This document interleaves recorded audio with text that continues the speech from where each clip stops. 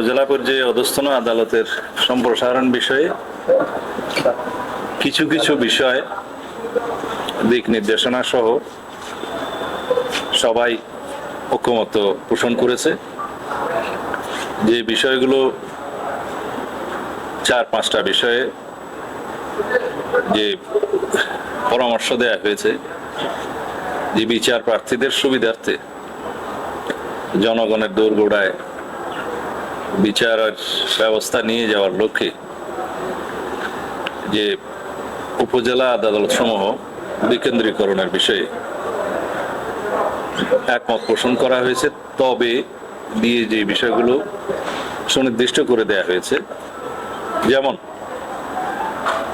জেলা সদরে অবস্থিত উপজেলা সমূহ উইদিন ব্র্যাকেট সদর উপজেলায় আদালত প্রতিষ্ঠার প্রয়োজন নেই, যেহেতু জেলা সদরে জেলা জজ কোর্টের সাথে সংযুক্ত করে সুনির্দিষ্টভাবে চিহ্নিত করা সদর উপজেলা আদালত সমূহ এভাবে, তাতে জেলা সদরেই উপজেলা সদরের আদালত সমূহ প্রতিষ্ঠা করা গেল।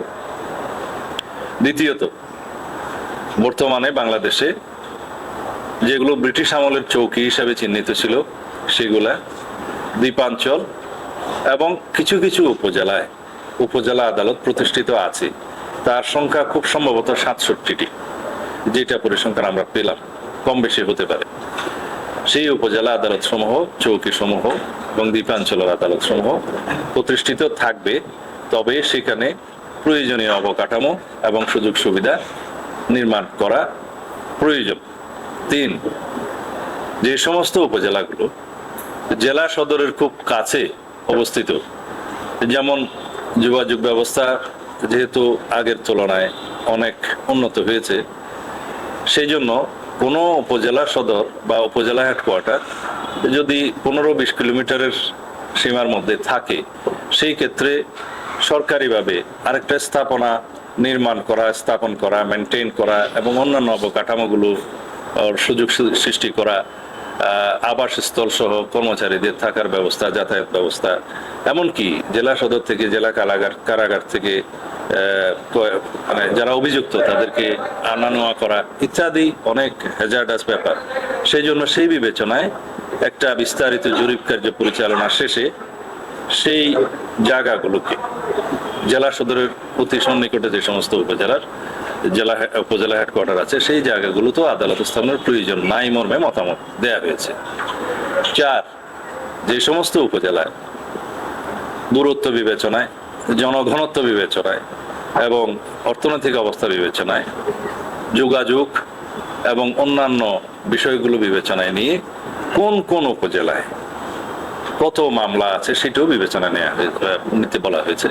সেগুলো বিবেচনা একটা জরিপ কার্য পরিচালনা করে পর্যায়ক্রমে সেই সমস্ত উপজেলায় উপজেলা আদালত স্থাপন করা হবে, সেই বিষয়ে সম্মতি এসেছে।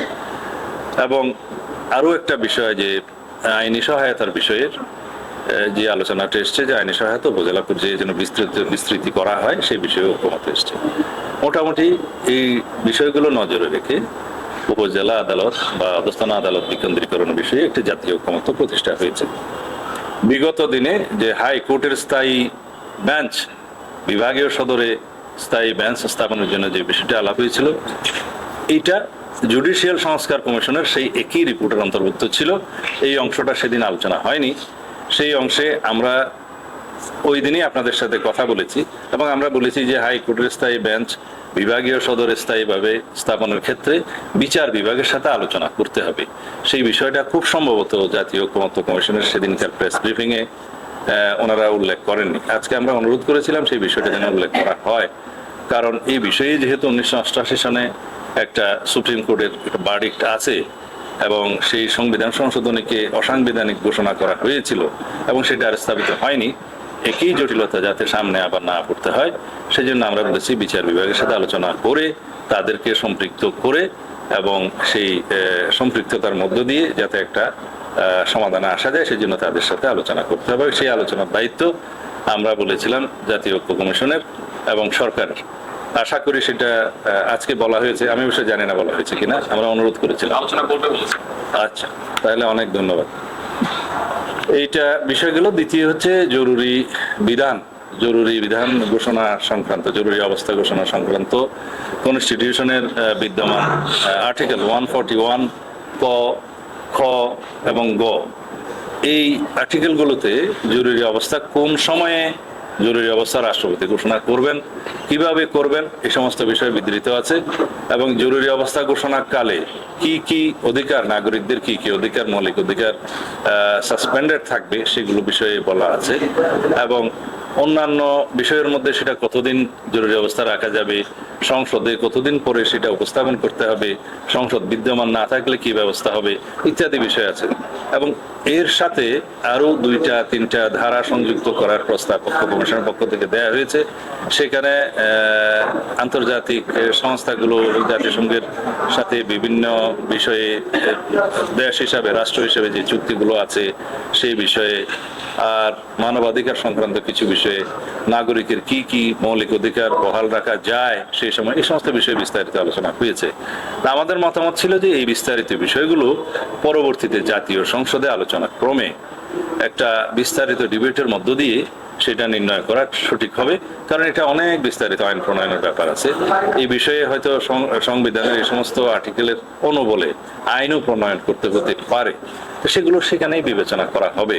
তো সুতরাং এই বিস্তারিত পর্যায়ে না যে আজকে 2টা বিষয়ে একমত হওয়া গেছে। সেটা হলো জরুরি আইনের বিষয়ে, জরুরি বিধান বা জরুরি অবস্থা ঘোষণা সংক্রান্ত যে বিধান আছে সেই বিধানাবলীতে পরিবর্তন এবং সংশোধন আনায়নের ক্ষেত্রে আমরা সবাই একমত হয়েছি, যেহেতু এই জরুরি আইনের ঘোষণা অতীতে কিছুটা অপব্যবহার হয়েছে বলেই সবার অভিমত। দ্বিতীয় হচ্ছে এটার বিষয়ে সবাই একটা প্রতিশ্রুতি দিয়েছে যে জরুরি আইন ঘোষণা যেন কোনোভাবেই রাজনৈতিকভাবে অপব্যবহার করা না হয়, সেই বিষয়ে সবাই একমত হয়েছে।